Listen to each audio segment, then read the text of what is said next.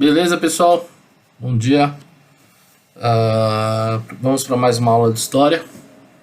E a aula de história de hoje, ela é mais uma revisão.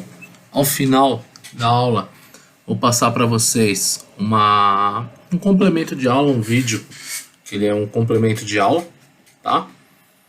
E a gente vai encerrando por aí. Vamos lá. Tinha passado a página 322, 323 para vocês na última aula, falando um pouquinho da proclamação da República.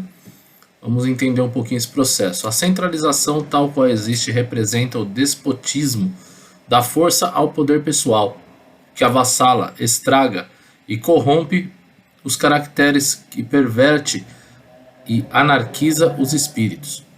Comprime a liberdade, constrange o cidadão, subordina ao direito de todos os arbítrios de um só poder. Nulifica de fato a soberania nacional, mata o estímulo do progresso local, suga a riqueza peculiar das províncias, constituindo-as satélites obrigados do grande atraso da corte, sendo absorvente e compressor que tudo corrompe e tudo concentra em si, na ordem moral e política como na ordem econômica e administrativa. Manifesto Republicano à República. Com base no trecho extraído do Manifesto Republicano, analise a correlação das forças políticas que deu origem ao Partido Republicano no Brasil em 1870.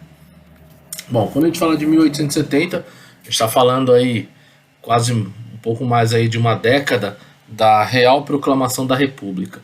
Então a gente tem que entender o que está acontecendo. Alguns partidos envolvidos com Dom Pedro II começou a entender a política das avessas de uma forma extremamente rígida contra os republicanos. Assim sendo, eles se fortalecem, se agrupam, se agregam ali e se fortalecem para uma derrubada do Dom Pedro II. Então, a partir da década de 1870, cresceu a tensão entre os grupos da elite que dirigiam o império, a aristocracia nordestina e os cafeicultores, e os novos setores da elite, peculiarmente os paulistas, que se sentiam prejudicados pela centralização imperial. Criou assim uma situação em que grupos econômicos e sociais com ascensão eram subrepresentados politicamente. Foi entre esses grupos que o Partido Republicano se fortaleceu, agregando também setores intermediários da sociedade urbana. Isso daí vai ter um reflexo muito grande mais para frente no período republicano mesmo, na República Velha, que vai ser o quê? São Paulo vai concentrar a maior economia do Brasil ali na região do Vale do Paraíba, então São Paulo, Rio de Janeiro. A região do café nessa região sudeste vai ser extremamente fortificada, São Paulo, Rio de Janeiro ali. E as outras regiões do Brasil vão ter uma economia, porém não tão grande. Então, por mais que muitos lutarão pela derrubada de Dom Pedro II e a entrada de uma república, muitos se manterão ali afastados dessa política, porque ela ficará concentrada somente nas mãos da grande elite cafeicultora, que ficava em São Paulo e uma parte do Rio de Janeiro. Ok? Questão 2. A 15 de novembro de 1889, a monarquia era derrubada por um golpe militar, proclamando-se a República. Contribuíram para esse fato. Bom, muitos alunos aí me perguntam sobre a ditadura militar, se foi um golpe ou não. E eu sempre comento que não foi um golpe. A tomada do regime militar em 1964 não foi um golpe, tá? Querendo ou não, foi uma atuação democrática. A população aceitou, o grupo aceitou, houve uma aceitação dessa política, mas aqui houve um golpe.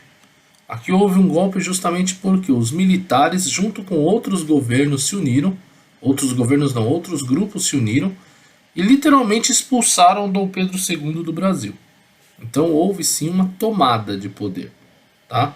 Usando ali até uma forma não violenta, mas ameaçadora, com o exército à frente do palácio do imperador, tá? Então eu tenho aí a 15 de novembro de 1889, a monarquia era derrubada por um golpe militar proclamando-se a República. Contribuíram para esse fato, alternativa B, interesses de fazendeiros que do oeste paulista, das classes médias urbanas e dos setores militares que se aliaram em oposição ao arcaico centralismo monárquico.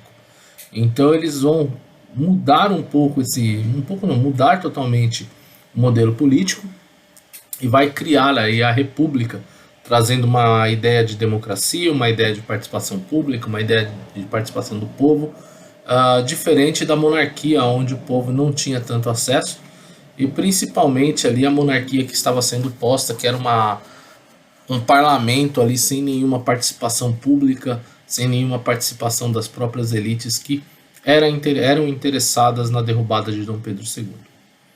Ok? Então é isso. Como já sabem, as TMs e TCs eram para ter sido feitas. Então estou fechando todas elas na sexta-feira, como eu já comentei em aula. Então quem tem material atrasado aí para me enviar, TM, TC, material que eu pedi em aula, corra atrás e me envia isso até amanhã. Já está sendo postado para vocês, ou já foi postado para vocês, os conteúdos para estudar para avaliação de aprendizagem, tá? E para fechar aí, vou deixar no clipe um link que é do Nerdologia, que é a Proclamação da República. Um resumão sobre a aula de Proclamação da República, a qual já passei para vocês. Certo? Então é isso, pessoal. Um abraço para todos. Até a próxima.